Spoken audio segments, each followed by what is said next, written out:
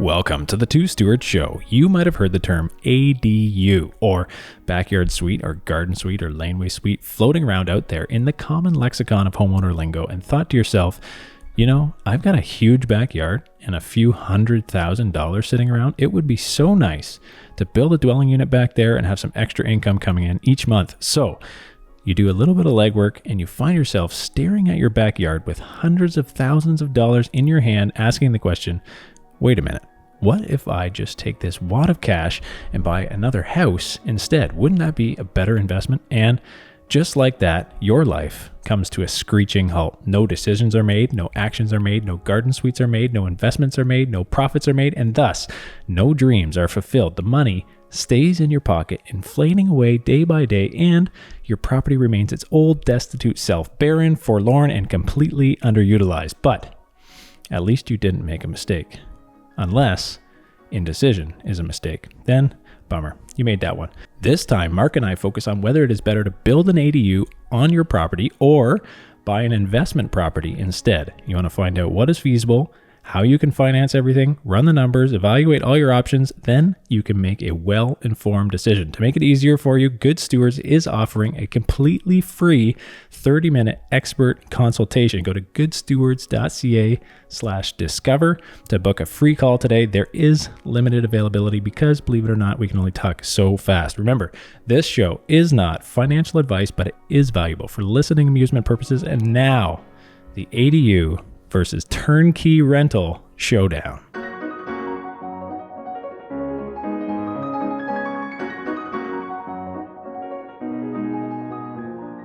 This one is going to be a showdown. Oh, okay. We got to compare building an ADU in your backyard. So for people who don't know what that is, garden suite, tiny home, that sort of thing, versus buying an investment property. So which one of those is a better investment? I don't know, like quote unquote better, right?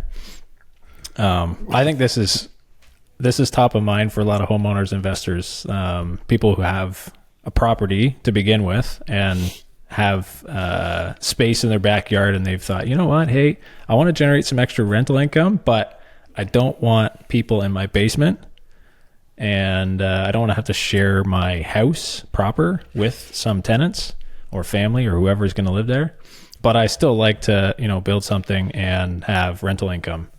So an ADU is a great option, or a detached dwelling in the backyard, but the cost of that, you're essentially building a small house.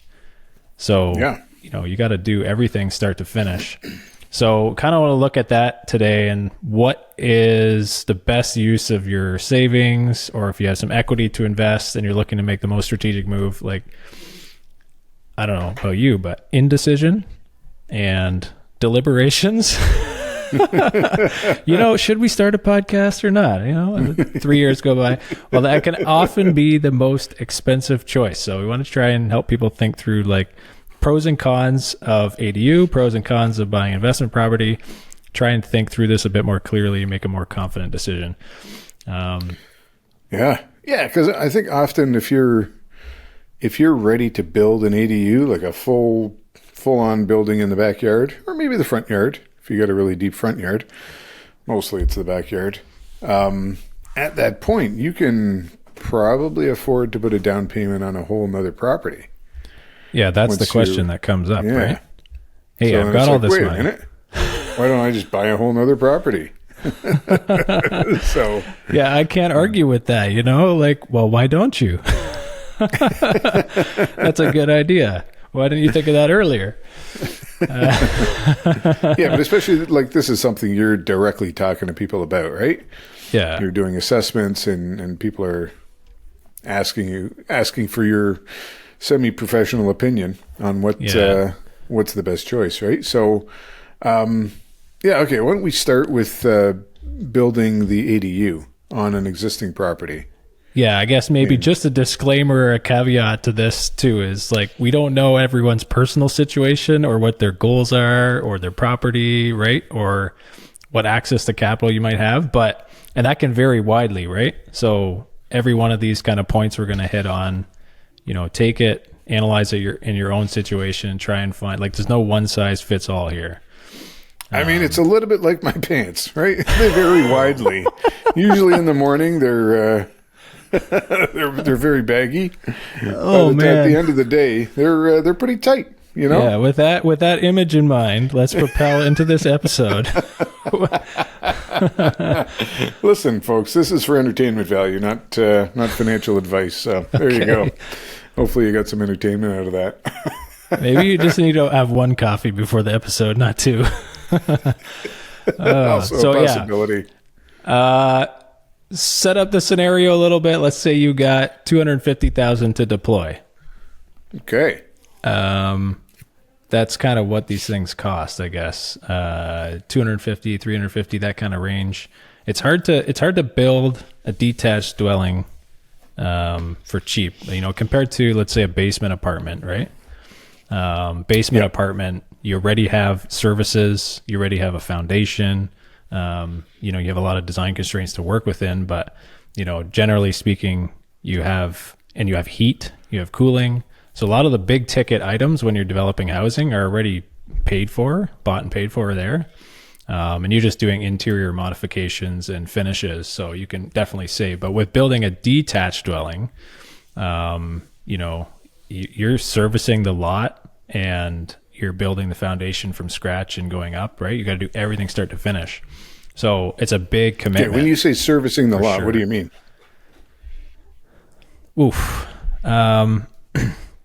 Running utilities. So your hydro, your water, sewer, some of these people putting gas depending on how you want to heat and cool your unit. But the main one, probably the biggest ticket utilities are the sewer and the water, right? Those have to be water below frost line. Generally speaking, they're coming from the street, which is on the opposite side of the main house, and you got to be building this detached thing behind your house.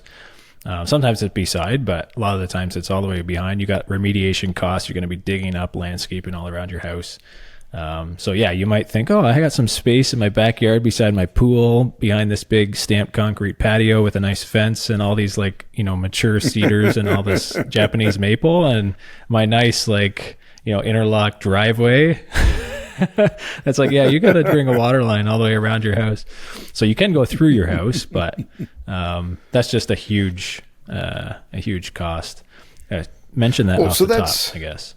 Just to veer off topic a little bit already, but if you have an unfinished basement, no, but I mean, would you say that probably if you had the option, finishing your base, putting an apartment in your basement is probably you probably do that before building an ADU? Yeah, that depends. For some of the reasons you outlined. It's kind of the low-hanging fruit in terms of investing. If you're going to put money into something and get a financial reward back, and that's all you're looking at, especially if it's underutilized space. If you got one or two people living upstairs and you don't need all that extra space, that's a pretty straightforward project, right? Most municipalities allow that, with Bill C-23. Now municipalities have to have allowance for multiple dwelling units in a residential lot. Yeah. So basements are just the norm, right? Basement apartments. But if I was talking to the guy today on the phone and, he's considered it, but he wants to take the detached route because, he doesn't want to have to deal with tenants in his basement and that kind of proximity and dealing with smells and noise and a lot of the times the homeowner will live upstairs but if they have young kids, they just don't want to feel bad. Hey, my kids are running around over top of these tenants causing a ruckus all night. But yeah, with an ADU, it is a much more significant investment of a basement. But if you think about it, just in terms of comparing quickly before we get back from this tangent onto the main track of this episode, Mark, the ADU, especially if you're looking as an investor, let's say you're trying to create 2 legal units on a property. Well, a main floor and a basement apartment, they'll have their own rents, but a whole house might rent for quite a bit more than a main floor, right? So if you're looking to kind of maximize your rent and the tenant kind of appeal and enjoyment, like you're going to attract a better quality tenant if you have two detached structures that are like self-contained, that are each rentable in and of themselves, right? Rather than one up and down. Even if they're the same size. Yeah, same square footage. Less, right? Like two bedrooms, let's say. You get more for an ADU than for a basement. Yeah. So now that we've blown people's minds with another tangent. Well, I'm also thinking about someone who's buying a property, right? So if you're, I don't know, a young person buying a home, and you're like, okay, what are the possibilities? I know we've talked about this before, but yeah, look for that bigger lot with the possibility for an ADU. But then if you're thinking like in the next 5 years, what should I do, right? Yeah, maybe the basement is your first logical choice, but then do all the prep work for an ADU if you think you're going to do that, if it's practical, right? Because have you run utilities through the basement, like tied into the sewer and water there? Yeah. Like you probably have to enlarge the water line. Yeah, you have to increase the size of the water supply and do all these things. But you'll have to do that either way if your fixture count goes up.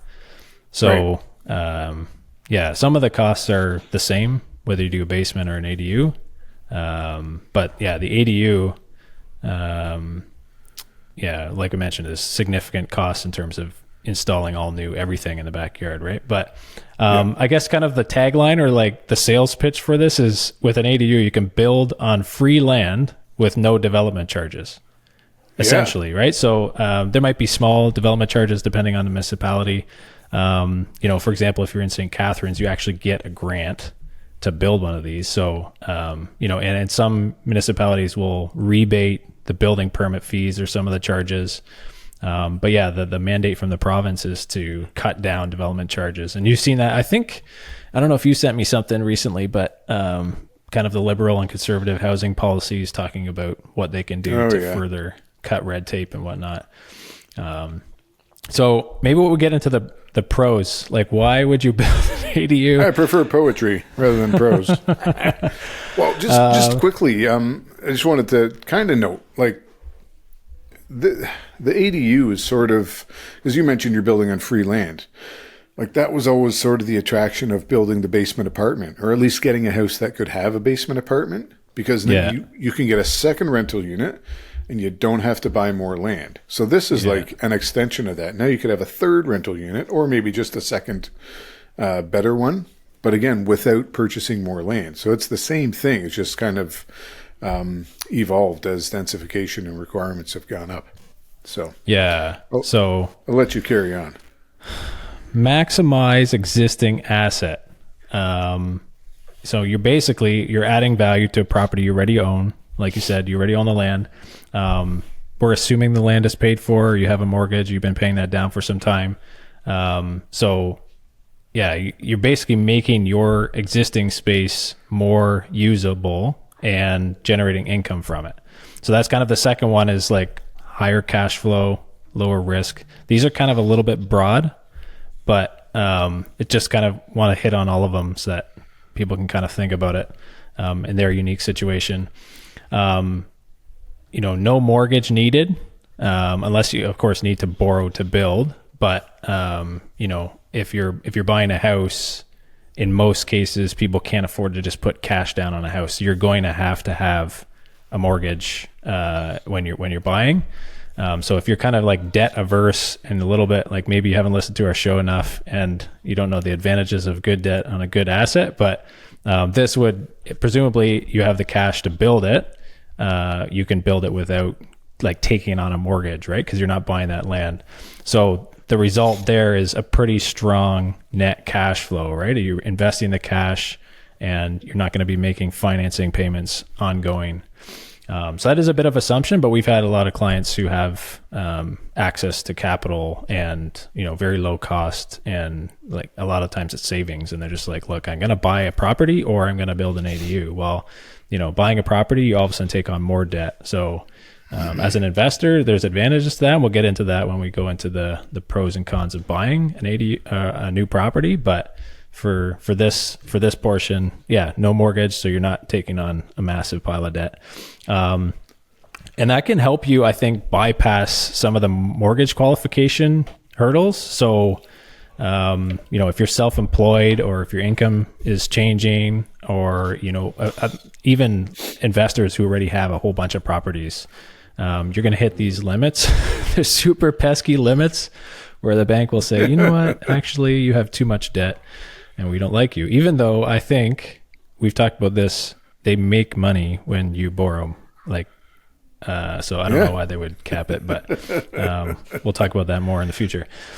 So, well, and you could also, sorry to cut you off. Not really that sorry, but I'm just thinking in the case where you have something that's paid down, right?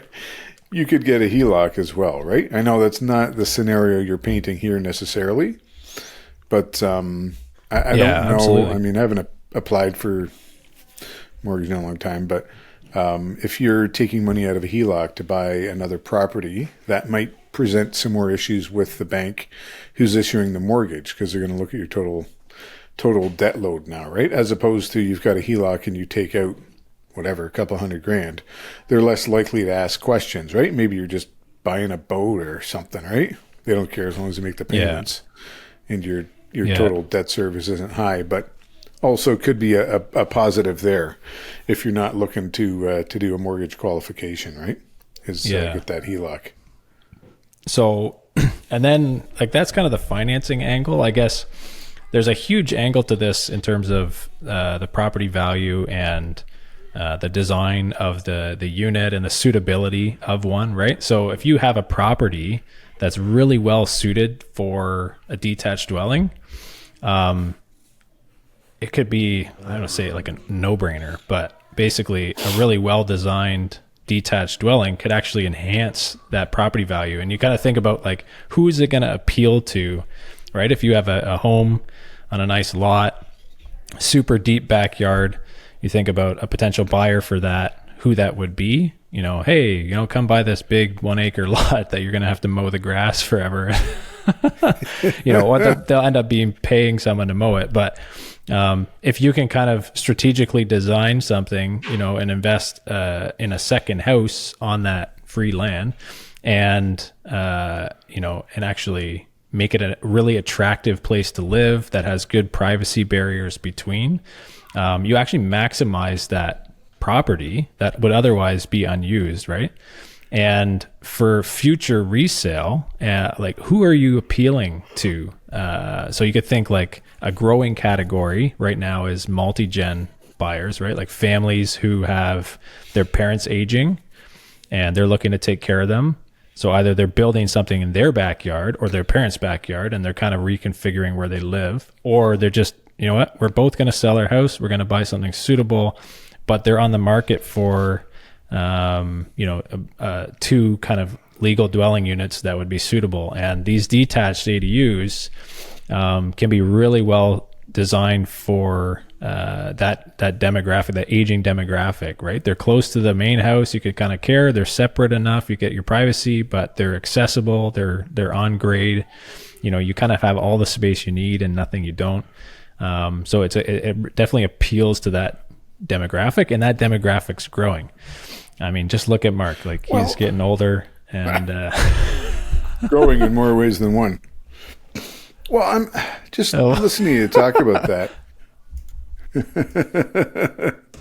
No, it makes me think there's two options, or there's probably going to be a couple options, and I don't know. It's going to take a while to completely densify all of the neighborhoods. But I think you'll see more densification happening. So whether it's basement apartments or, ADUs as well, and what I see my kids being able to buy, right? There's going to be a choice. And I think there's going to be a big difference. It's going to be that single family home with no apartments, no ADUs, nothing. And like you said, that acre of grass, or if you're in the city, maybe it's a quarter acre or whatever it is. That property, because you value that. You just want your space and nothing else. But that assumes you have no financial constraints, or at least not no financial constraints to buying that kind of property, right? Which is, if you can, great. But I'm thinking like who now is in that category, right? It's going to be like, the the wealthy. buyer You'll pool always have is, the wealthy. is shrinking. Yeah, but also boomers, right? They hold a lot of the wealth. And for someone who's, maybe retired or just retired or very close to it, and they don't have, they have a pension, they have some money saved up. They don't really need to make that additional income. So they were like, no, I just want to have my property and enjoy it with my wife, and the government would be yelling at them to move into something smaller. But for the rest of the population, like, they're going to need to supplement their income, or at least try to pay for some of the mortgage through having additional rental. And that kind of dovetails with another category, which is investors, right? Like, investors are looking for multiple sources of income, right? Multiple sources of income means less risk, right? You have less vacancy risk because you always have some stream of income coming in. Oftentimes your leases are not in sync, so they're, one's moving out and the other one's staying, and you can kind of weather the storms. Yeah. And that investor market is savvy and looking for these properties that already have units, but also creating them too, right? The reason just to get extra income. But that extra income from the property allows you to qualify for a larger loan. So like you kind of hinted at, right, with the younger couple looking to buy something, let's say if they have one or two rental suites on the property, especially if they're legally established, you can show leases and bank statements and you can add that to your income. You can now qualify for that property, whereas before, like just as a single family home, it might be out of reach. Well, I wonder if the qualification process is going to change as well to more of a commercial type. Probably right before we release this one. No, but I mean over time, right? So OSFI is already kind of, is it OFSI? OSFI, yeah. The Office of the Superintendent. Like the way they look at banks and sort of look at their leverage and stuff. I think we talked about this a few episodes ago, where they're more looking at assessing banks on sort of their total book and not individually, like, this mortgage doesn't comply, right? So like, whatever, you guys do whatever you want, but in general, you have to have a good leverage, like good everything, debt service, leverage, all that stuff. So it's almost like they would be moving to more of or they're pushing them to more of a commercial thing where it's just based on rents and income. So especially for an investor type model, right? Maybe not your primary residence, but if you're buying an investment property where it's like, okay, because that's how commercial, buying commercial property generally works, right? It's not based on like, well, there's a housing shortage or a whatever. I mean, to a small extent, but it's basically like, what is the rent you can get and what are your expenses? And, that ratio that determines whether or not it's a good deal. So I wouldn't be surprised if I think we'll see that. I think you're right. Because right now the past history has been a lot of single family homes. The lending products that are on the market are geared towards single family homes, and as more properties are coming for sale that are duplexes, triplexes, and that's just the norm, or there's a bigger segment of that, there's going to be financing products that over time start targeting that market. And right now I don't know if I've seen any properties, or not very many properties anyways, sell with a detached ADU. So we're kind of in the early stages of this, taking a risk. Lenders aren't really sure about whether or not they want to take on that risk. So the financing options for ADUs is a little bit finicky right now. But maybe just to get in a couple other advantages. I guess I could let you maybe talk about the core thing. Yeah. Well, so zoning trends are in your favor. We kind of just highlighted that at the beginning was, municipalities are moving towards this. The province is moving towards this. Did you send me the planning statement? No, we looked at the planning statement last time from it was the so province. Exciting, by the way. Yes, like 500 pages of riveting information about the future of this province. But they're supporting density. We noticed that in the financing options that are available, like the CMHC program, like you've heard about the CMHC MLI Select program, encouraging densification. There's also like $80,000 loan, CMHC insured for adding dwelling units, right? There's the CMHC product that allows you to refinance up to $2 million value. So $1.8 million loan, I think it is 90% loan to value, for properties where you're adding dwelling units. So I haven't personally seen anybody take advantage of those programs, like the individual CMHC products, because just the premiums, like you still have to pay an insurance premium, but they are there, and that's indication of them looking at incentivizing this behavior. The other one we mentioned was the St. Catharines ADU, which we do have clients like actually applying for this, getting the money, and it's just mind blowing that there's free money. So, and I mean, strings attached are basically you have to have a building permit and do it inside 12 months, but so I just want to touch on those two. Well, timing is another one. Oh, you want to talk about the government? All right. I mentioned the G word. Oh, shoot. No, just that government report. Did you have any comment? Right? I have one comment. It reminds me of the time I looked at the plans for all the metal work on the Titanic. That was also 500 pages of riveting information. But rivets, hey? Okay. I was sitting on that one this for a while. This podcast is going nowhere so long as we are hosting it. Fast. All right. Timing.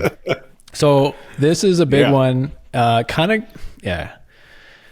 Building costs do fluctuate, right? Like the cost of supplies. I think during the pandemic, we see a lot of kind of volatility in building supplies and labor costs going up and down, generally up. But, $12 the cheapest time, essentially, the cheapest time to build something is, 10 years ago, but now is the second cheapest time, right? Like you suspect that in 5 years, it's going to be cheaper to build. Well, it's probably not, but like generally the real estate market would kind of follow that same trend. But it's just something to consider, right? It's one thing that, you can't really control. Where do you think inflation's going to go? Up or down? Right? If you think it's going to go down, I mean, then wait. Go hang out with Trump. Build. Yeah. But like the rest of us, it's only going to go up. So yeah. So one way to mitigate that, which is an advantage for building an ADU versus buying, is the like if you're handy, right? So if you're actually able to do some of the work. And you've listened to Mark ad nauseum talk about being responsible and getting skills that are practical and being able to do things yourself and fix those toilets. Well, this is where that would, basically be putting dollars in your pocket, right? So if you can just buy the 2x4s and build the thing yourself, it could be a project where maybe I'm not going to get this done in 6 to 8 months or 8 to 10 months, but I'm going to get the materials, I'm going to pick away at it, and I'm going to do it legally and properly, but it's on my pace, and it's kind of a way of investing your time and your money kind of in a hybrid approach on your property. And it's almost like a house hacking way, but on your property instead of in your house. So I thought that was an interesting advantage to building an ADU. Well, I mean, like I know a number of people who, and I think you do as well, who have built their own additions, right? Or maybe they added a second story or something to their house, but I mean, like even just building an addition onto your house, right? And they did it all themselves, and it took a while, and then like in the end, totally worth it, right? Because they did it for so much less than. So it's that idea just extended a little further into your backyard. Usually the end is like, at 15 years later, all those finishes I picked are out of style, and this build. So that's one thing you could consider too, is the cost of time, right? If the intention is to rent it out, it's one thing if it's family and it's kind of like your pet project, but if it's an aging family member that needs it right away, well, then you're on the clock, right? And it makes sense to get it done well and fast. But if it's a rental unit and you're looking to generate income, like every month is lost, like what, $2,500 or whatever it might be, right? From that unit. So doing it quickly is good. There is more we could talk about in terms of tax. I would say kind of the rental income tax deductions and that sort of stuff kind of applies to both, right? Like rental income is rental income. So just that if it's your primary residence, consult a professional on this. But you may not want to claim the depreciation, the capital cost allowance on it. So I don't know if we want to go into too much more detail on the tax side of it, but that is another factor that when you're investing and you're earning income and you're going to have some expenses, you can talk to your accountant and get some awesome advice and save some money. Especially the capital cost allowance, right? Because if you sell quickly, you may have to pay that all back. Yeah, exactly. Which is no fun for anybody. So, now do you feel like building an ADU yet, Mark, or are you still kind of on the fence? Okay, well, let's hit you with the cons then. Oh, man, I was ready to go. We got to go through this fast because we're already off whatever our timeline was. 30 minutes. Mark, we said 45 minutes. We got to blaze through this. So, I'll do what I can. Cons. So building an ADU, right now there's poor comparables. So a lot of the times the strategy is, hey, you know what, I got some savings or I got some home equity.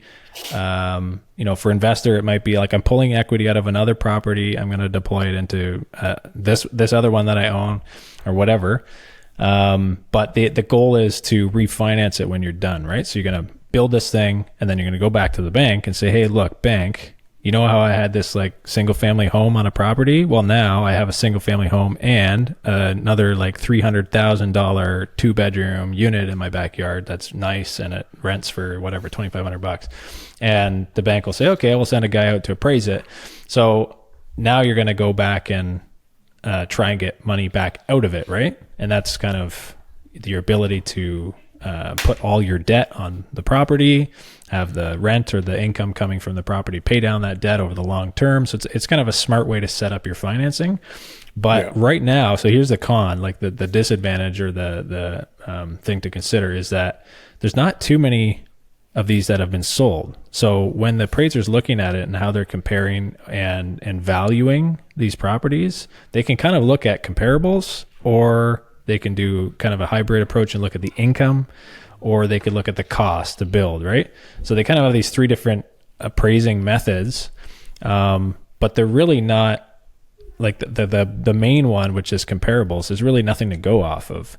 So we're kind of, I would say, cutting edge, right? Or bleeding edge in a sense. Like if you're building one of these, that's the risk that you're taking, is that if you're building it and then you're hoping to pull money out and you're hoping your property value goes up, it very well may have gone up quite a bit, but you won't know until you sell it. And most of these people don't want to sell it because the whole point is to own it and generate income, right? So, and I suspect that's probably why we haven't seen too many of them sell. Those are all really good points. I should probably go to goodstewards.ca/discover to snag a free call and see what is possible with my property. And while I'm at it, I might as well give the Two Stewards Show a 5-star rating, and I should probably do it quickly so I can get back to those really good points. Yeah, because a lot of it is personal use. And so I have, I think, a little trick from maybe, I don't remember if this applied to ADUs. I think it was for basement apartments, but from other investors, they said, like, if you know when the appraiser's coming, like maybe have some information handy. Yeah. Right. And like maybe even a little brochure or a pamphlet or something, just showing like, hey, couple bribes. No, but just more information. The Try Two and Stewards get Show your does finger not on the scales. Yeah, we don't endorse bribery much. No, but just the information about what you've done, instead of like letting the appraiser do their own, have their own opinion. Yeah. Like try and sway it a bit. Like, look, I spent $250,000 on this thing. We did this, and this. Like, here's some pictures during construction. Like, we went with 2x6s instead of 2x4s, like Mark said. We did the spray foam, yada, yada. Yeah. Whatever Whatever information you can give to maybe just put it in your favor a little bit, right? Yeah, especially if there's things behind the studs that they can't see, or, just things where you went over and above that the average kind of building code standard, right? Like I call it code minimum. You're just building to spec or whatever, to the code, that the bare minimums that, like, you know, but yeah, if you go over and above, which I generally try to advocate for, because, you know, the end result is something you're proud of, that you like to live in, that tenants like to live in, and it's just worth it in the long run. You know, you're spending all this money now, you're going to do it once, you might as well spend a little bit more making it amazing. But yeah, that is a great point to point out for appraisals, but it's not really in your control at the end of the day, until we get some comparables and the lenders have a bit more confidence, which in this economic environment, I don't know any lenders that have confidence. So you're right about that. All right. What are the other cons, Brent? So no leverage multiplier. So that's a big aspect of investing in real estate, right? You've heard like all about leverage, the power of, you know, doing a little bit over here to get a massive result over there. So you put your down payment in, you get a big reward, and we'll talk about that on the pros of investing. But you know, with an ADU, you're only, you know, you're putting in $250 cash. You're not really getting a ton of leverage.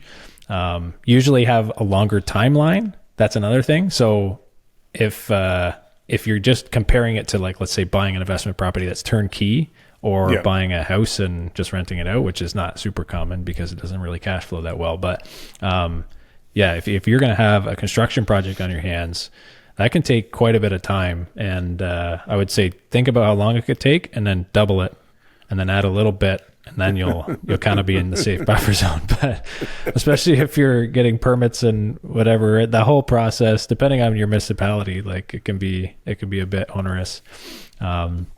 And then the other thing to worry about is logistical disruptions, right? Like if you actually live on the property, or tenants, right, currently occupied, it's not vacant, there's going to be construction happening, right? Like they're going to be digging up the front yard. You can't park on the driveway, or whatever the case, right? And access to the units that exist right now. So it's just important to consider that. And like, it's not like some abstract thing where I'm investing $250,000 and I get this return on my investment, which is more kind of the mentality that I see a lot of investors have on a property that they buy, like especially remote investing. It's like, well, if I put this much money in a foreign market over there and I get a payment, then that's good. But reality is there's a tangible asset. There's a construction project happening. It has timelines. It has weather. There's all kinds of stuff happening, right?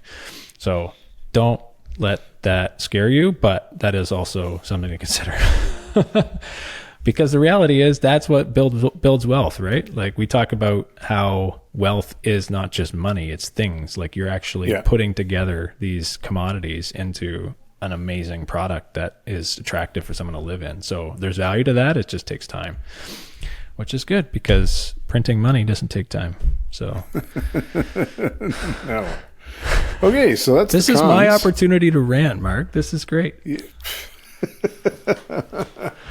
Every once in a while. Any more cons, Brent? No, I don't have any more cons. You can add to the list if you so desire, but no, I don't. I'm very pro ADU. Okay.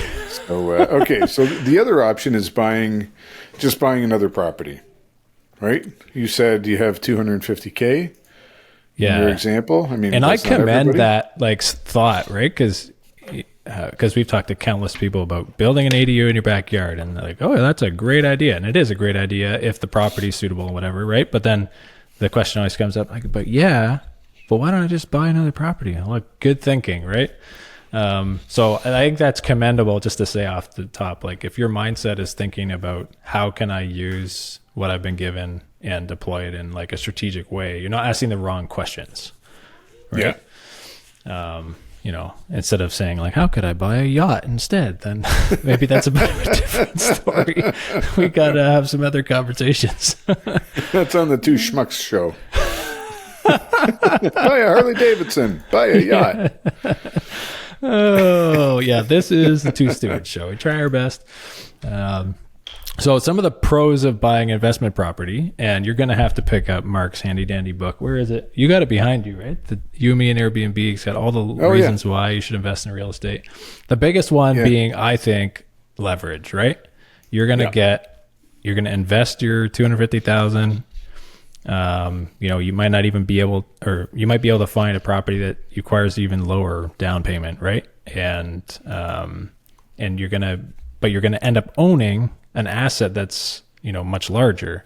So in most cases with the rental property, it's 20% down. Maybe you have 250 grand. It's a little bit higher, right? Maybe you're, 25, 30, 40% down or whatever market you're in. But you end up owning the whole asset. So you control it, but then, you can benefit from the appreciation of it. So that's probably the biggest advantage.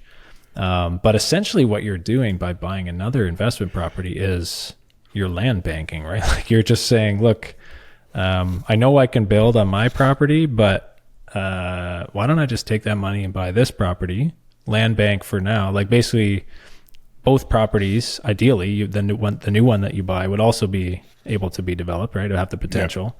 So both of them, like, maybe in 5-10 years, you have a bit more equity and you can develop both, right?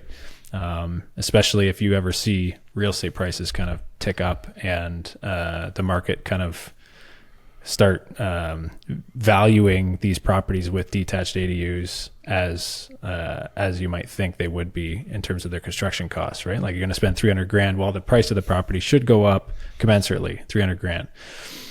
Ideally 500 grand. I mean, we're not there right now because it's such a new idea. But I would say, like, if you're going to buy another property, then that has to be on the list, is that you have to be able to densify that property. Like, don't get the single, like if it's an investment, which it would be, then you don't go for the single family, right? That's just silly.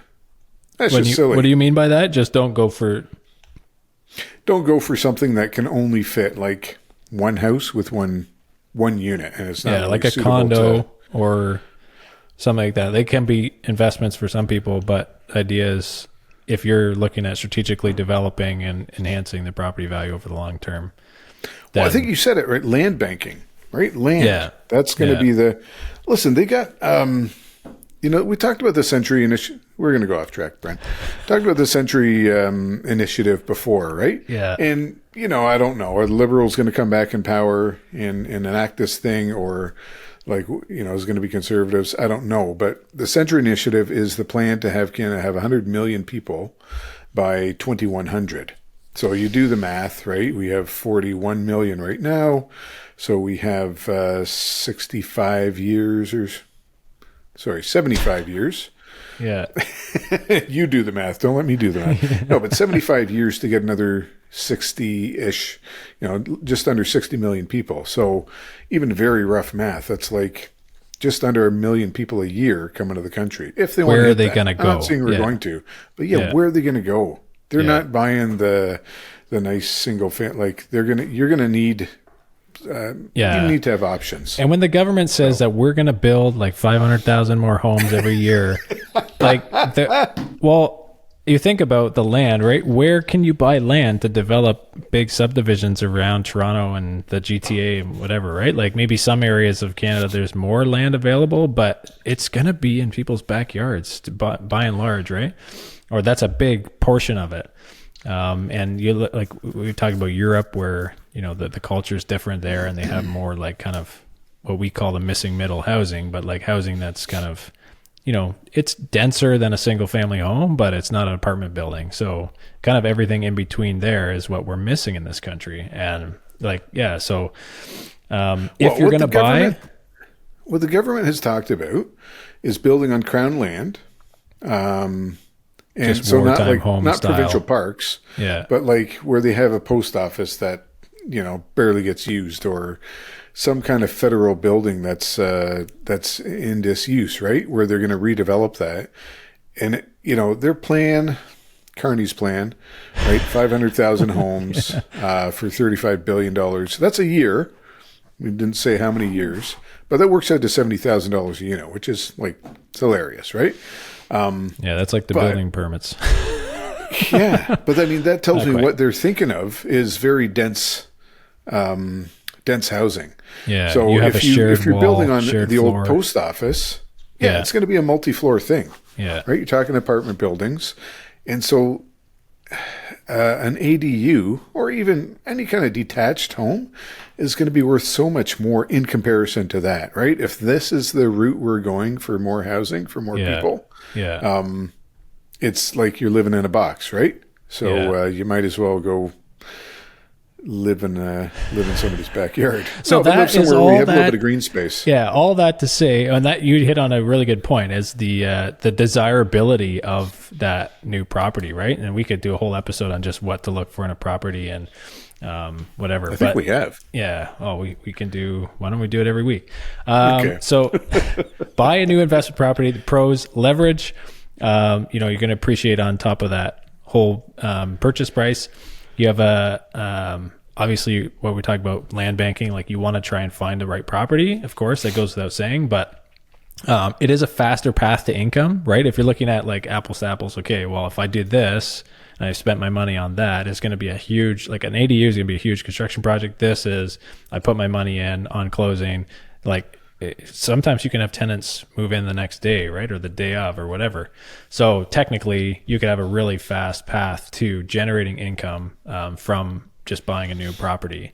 I would probably steer away from inheriting tenants. We'll go into the personal stories another time, but placing your own tenants is definitely advantageous, but it doesn't take 6 to 12 months to place tenants. So you might have some minor renovations, right? And not every property is going to be suitable, but there is definitely a lot of kind of turnkey properties that are available. Another thing is diversification. So if you're looking at, in terms of, a broader kind of investment strategy, and I've got this much money, and if you invest it in your backyard, now let's say that's the property you own, now you have this thing in your backyard. Like, in a sense, you have diversification, you have multiple income streams, but adding a geographic or a property type diversification by buying somewhere else in some different, like maybe you end up buying a student rental in a different city, or you end up buying something a little bit different that helps kind of diversify your portfolio. So when you look at it as a whole, that's an advantage. Or can I say geopolitical diversification?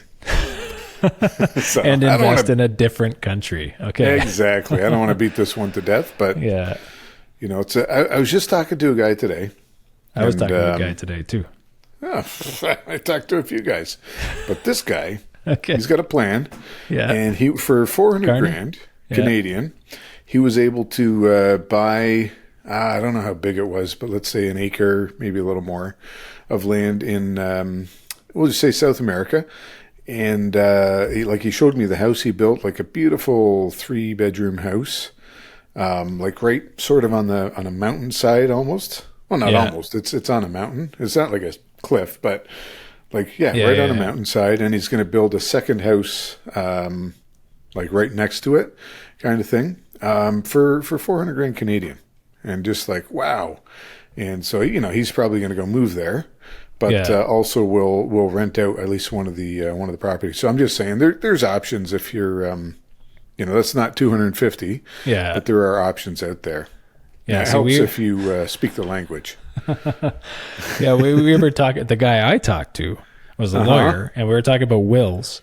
And kind of I mentioned off the cuff, like, some people are putting their assets over here in this country, and there's strategic ways to avoid all the tax. And so he's kind of, the same line of thinking, geopolitical diversity or whatever, basically hedging your bets and trying to avoid taxes and set up but we can have an awesome guest on, talk about that another day. More pros, but buying an investment property versus building an ADU, easier to refinance. And we talked about that. So I won't go into it too much, but if there's comparables, and there's lots of comparables for single family homes, now there's lots of comparables for duplexes, like legal duplex with a basement apartment. We know that, if you add a legal basement, it's maybe $50,000, sometimes $100,000 more valuable in terms of the market, than, like an illegal one, or, we can compare without as well. Right. So if you're looking to pull equity out, this is like a kind of a proven path to doing that. Right. And then of course the tax benefits, which is very similar in a sense to, ADUs. You'd have to talk to your accountant about all those juicy, good details. Yeah. I mean, it's a little simpler in an investment property, right? Because the whole thing's an investment. Yeah. It's all a write-off, as Kramer would say. Do you have that clip for us? Some of the cons. So what is bad about buying a rental property versus, building an ADU. So heavier debt load, right? Because obviously you're just coming in, you're taking on a whole new mortgage.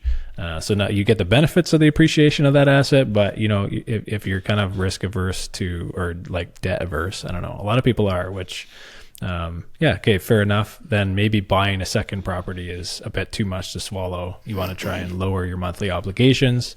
You won't want to have like as much exposure to interest rate like changes, right? We've seen that a lot. Yep. And I think that's on a lot of people's minds. Like, what is going to happen? Is it going to go up or down or whatever? So yeah, maybe you don't want to go crazy and buy another thing. Well, ADU might be a better option in that case, right? There's definitely more upfront costs in terms of just the transaction cost. That's like, there's going to be costs obviously to build the ADU, but those are an investment, a direct investment in the product that you're making. Whereas with buying a property, you have this pesky transaction cost. You have to pay the real estate agent, the lawyer, and this is like what I hate like about transacting in real estate. And maybe the next government's going to make it easier in terms of land transfer tax when you go and sell later, but and reinvest in Canada, and then you don't have to pay, or you can defer the tax. I don't know. We'll see, but. The capital we should encourage people to vote on this podcast. I don't know. Vote for this podcast. Yeah. Vote for this podcast. There you go. Should we run in the election, the federal election? I don't know. For the digital realm, digital writing. There you go. Yeah. So another disadvantage, I guess, is, your cash flow might be thin. So in this market, right? Like if you're going to buy a house, put down payment down, and then have a massive mortgage, like, yeah, you might have some cash flow. It might be really tight. It might be negative, right? And depending on where you are. So if you're looking for cash flow and you have, the cash to either build or buy, building can generate a little bit more in terms of monthly income every month, which makes sense, right? If it's monthly. Yeah. And then I added in lender scrutiny because the bane of my existence is when you're self-employed, you just can't get a loan. So if that's your situation, which I've definitely talked to people who are the same situation, other investors, but a ton of business owners who, I have good business income, but I don't really want to claim that for tax purposes. So therefore, when I go to try and get a loan, they don't look at me favorably. Well, maybe it's better to look at the ADU route, and deploy your capital that way more strategically. It's like when you try to get a loan, you get a loan. Meaning that when you're asking for a loan, all of a sudden you're by yourself. None of the lenders want to hang out with you. You got to work for the government. That's the key, right? Or the central bank. You know what I'm looking forward to? I don't know if this is a pipe dream, but they have floated the idea of income tax reductions for based on family size. Oh. So I know I mentioned this before about Hungary doing it. People have said, hey, we got to do this in Canada. Yeah. And it's kind of funny when you see some of this stuff floated out on social media. It's almost like it's a testing ground, right? Because you have these sort of semi-detailed proposals. Yeah. So I'm open anyways that they're like, hey, if you have, 4 kids, you pay no income tax or something. Yeah. Well, because that would change the dynamic for self-employed people as well, right? All of a sudden you're like, oh, maybe I'll take more income. I'll pay the tax, on the books because I'm not going to pay the income tax. Yeah. So that could be. So you have to be self-employed and have a lot of kids and live in Hungary, is what you're saying. I don't know. Maybe you heard it here first. Coming to a country near you. Yeah. Okay. i.e. Canada. So that could be cool. Okay. So I don't know. I have some kind of. I just kind of looked at a strategic framework, like which is better, building an ADU or buying a property, and you look at cash flow. So with an ADU, maybe cash flow is higher, right? Buying a property, it's a little bit lower, unless you have like a multi-unit property and you're like no leverage, whatever, right? But generally speaking, ADU would probably be a little bit higher on the cash flow side. So as an investor, just think about this as a homeowner and investor, like what are you looking for? What is your goal?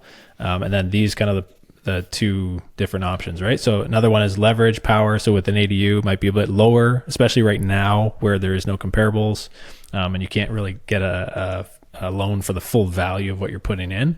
Mm-hmm. But buying a property is generally a lot higher. leverage power, right? Which is a big aspect of investing in real estate and putting your money to work. So market exposure with an ADU, you're kind of limited to one asset, right? You just have one property. You've got kind of two income streams now, but yeah, it's somewhat limited. And then with buying a property, it's a bit broader, right? You have more areas, your big geopolitical strategies, and maybe give Mark a call about that one. Speed to income. So how fast are you actually making money? ADU is going to be slow. Not bad, slow. And buying property could generally be faster, but unless you're, of course, going to buy it and then renovate it, and it will just take just as long as building an ADU. But and you need generally slower on the ADU, faster on, tax efficiency. I would say the ADU is probably somewhat more limited because, it's generally on your principal residence. You might not want to kind of take full tax advantages, whereas rental property, like you said, is kind of in a box and it's its own investment, and there's probably more tax advantages and tax efficiency to be had there. Equity growth. I would say they're kind of both, going to build value. ADU is going to be steady, but, right now there's limited comparables, so it's hard to exactly tell. But I think that there's a good case to be made that there's going to be more buyers looking for properties that have these multi-suite things, right? So equity growth on the ADU front, and the buying a property while you have good potential using leverage, right, to grow your equity, and you're kind of relying on the market at that point. Building permit complexity is higher if you're building an ADU. Buying a property is a little bit lower, unless you're obviously renovating again, and then qualification required. So like obviously a lot more qualification might be required if you're buying a property. You have to go get a full mortgage versus kind of using your own cash or maybe an existing HELOC you have on your property to build the ADU. So kind of a bit of the pros and cons summarized. You know what this reminds me of, Brent? What? I should have grabbed one before I started, but my kids really love these Who Would Win books. I don't know if you have any of those in your house. Yeah.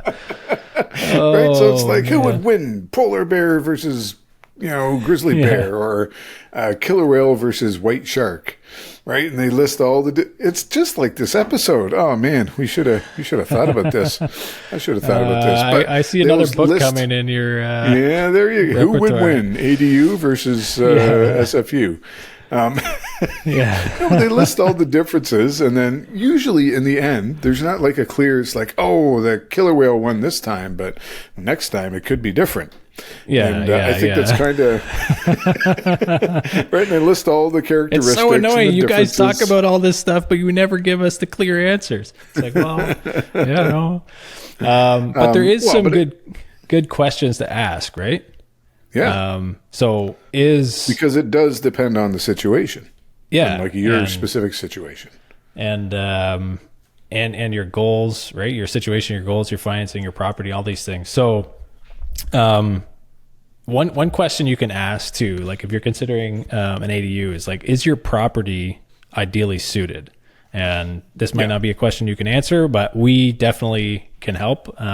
We have an awesome property assessment service, and it's free, so people can jump on and get a free call to chat about their property and kind of figure out these details. But it's goodstewards.ca/discover, and you get a free call, and we go over kind of your property details and figure out what's possible. So just quickly, like if you have a large lot, generally better, right? If you're kind of in the right zoning for it, that's good. And there's going to be parameters for setbacks and height and the lot area and lot coverage, landscaping, parking, all these different things. So all that to say, if your property is ideally suited for it, maybe it's worth putting more weight on that option, right? Obviously, it's going to be like, and I say ideally suited versus, let's say, obviously, if it can't work, then it's not even worth considering. But if it can work, but you're kind of forcing it, those are the situations where we generally recommend, you know what, like, let's look at all your options here. Let's not just look at, let's force this to work, because I've seen numerous detached dwellings go up, and it's like, man, you were just trying so hard, weren't you? Like, what kind of funny shape do you have to contort this thing into? Like, can't you find a better lot? But, you know, that's the city we're going to live in. That's the neighborhoods we're going to live in, is these funny things, right? And it generally comes from people trying to force maximum amount of income off of one small property. And if it's not suited, it's not suited. I like, that's kind of our approach. And like, you know, if you want to make a strategic investment decision, you want to build something for the long term that is appealing, right? And appealing to future buyers who are going to live there, tenants who are going to live there. So just all these sort of things to consider. But that would be the first question I would ask. And then another one maybe is like, how much equity do you have, right? So do you have a ton sitting around, or, you know, where is it coming from? What's your cost of capital? All that kind of factor into the numbers of whether or not it's worth it, right? You know, if you have a good amount of equity, let's say, in your property, it might make a lot of sense to just kind of tap into that, build the ADU, and you don't even have to refinance. So we've seen clients who have that situation. Their property's significantly paid down. They have a great potential. They look at the numbers and they're like, wait, if I spend, you know, a chunk on developing this property, now it's going to be worth more. But I don't like to get my money back out at the end of the day. I don't really have to go through the mortgage requalification and like figure all this out. So it's an interesting one to consider, especially if you already have like if your mortgage is coming due, let's say, right? It's a good time to think about, hey, maybe I should try and get a good size HELOC on this, and just kind of keep your options open. Yeah. And the other one was like, can you qualify for a mortgage right now? That kind of goes hand in hand, right? Like if you're self-employed, well, yeah, maybe if you can't, then ADU might be a better immediate play, right? You can kind of even if you're not self-employed, right? Banks are going to be like, apparently their rejections of not even new mortgages, but requalifications are on the rise. I don't have the figures here, but I've seen where it's like enough to sort of raise an eyebrow, where they're like, it's not just automatic now. So keep that in mind. Oh man, I had an automatic one go through, and I missed. So yeah, we moved. I forgot for some reason, didn't change the address on the one bank thing, and it went to the wrong address. And then the mortgage renewal happened, and and my email got hacked like a year ago. So all the emails were going to the wrong email. Oh, no. And the guy who hacked my email didn't even pay for my mortgage. So like, I don't know, not a great what a guy. Jerk. He did leak my information to the Russians though. But anyways, then they just auto renew you in a 6-month open mortgage for like 7.9% or whatever. It's like, oh man. So Yikes. I found that out like a month too late and went in. But yeah, they definitely they don't mess around. They throw their weight around where they can, right? So maybe another question to ask is like, how hands-on do you want to be, right? If you're the kind of person like, you know, I just pay a property manager, have it a different city, it doesn't matter to me. You can find good investment options that way.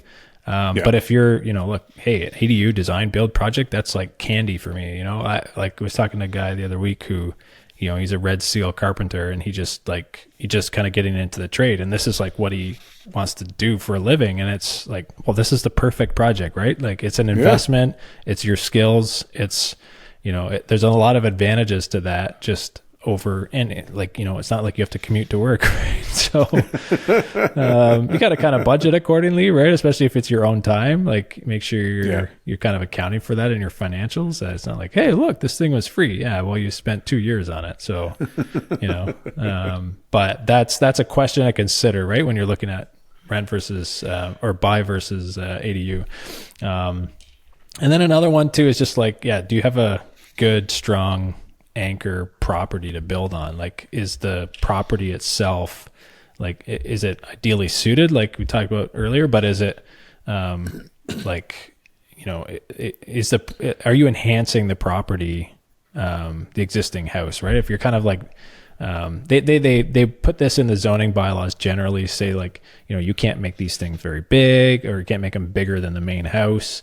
And in some cases you kind of can go quite large with them, but you have to think about kind of the aesthetics of these things too, right? Do you have a good house that, you know, hey, this house is worth developing a thing on, right? Like, or is So a good example is I looked at a property that was, a very, very small, definitely cheaper, siding, like kind of one of these old wartime homes. And,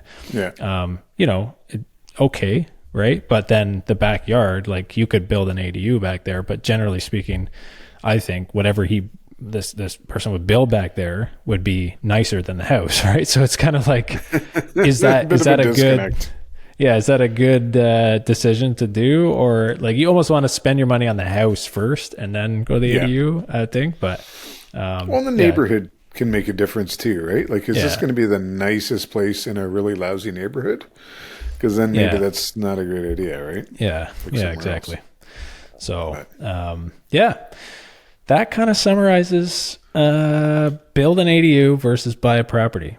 Build an ADU if you're looking for like reliable cash flow. Excellent. You want to own a strong property. If you want to improve your balance sheet without taking on more debt. If you're hitting your borrowing limits. But I would say definitely two very important options to consider for homeowners and investors, especially in this market where, you kind of have a little bit of time to think, right? Properties aren't flying off the shelf. It's more of a buyer's market. People can actually kind of breathe and make a more strategic decision, right, with what you've got. So that's kind of our bent too, right? Like look at what you have been blessed with. Look at your equity, look at your property, and examine whether or not it makes sense to do. You provide housing for other people, but then income for yourself and property value, and that can go a long way in transforming your financial future. How's that for a good Well, you heard it pitch, here, right? Folks. So if you want some good advice or an assessment on what to do, you can book a free Good Stewards a call. 30-minute call with us, goodstewards.ca/discover. It is going to be, Mark, it's going to be limited spots available because we tried to book them all at once and, oh man, stressed out. But we'll have limited spots. If you want like a really bad dad joke, okay, come to me, and it won't be a 30-minute call. We'll do a 5-minute call. I'll give you one or two zingers, and away you go. So you figure out where the value is, folks. Okay. If you get more calls than I do, I don't know, man. I'm gonna call you. You gotta get over your phone number at the end of this episode. It's strictly unlisted. All right. Well, hopefully that was valuable for you folks. And if you want to get in touch, you know how to do that. But until next time, steward your wealth wisely. Thanks for listening to this episode of the Two Stewards Show. If you like my voice better, click subscribe. If you like my voice better, click share. If you like both, give us a 5-star rating. To learn more about the show, head on over to twostewards.ca and explore our free resources. To interact with the show, feel free to reach out at hello@twostewards.ca. We will see you in the next episode. In the meantime, steward your wealth wisely. Nailed it.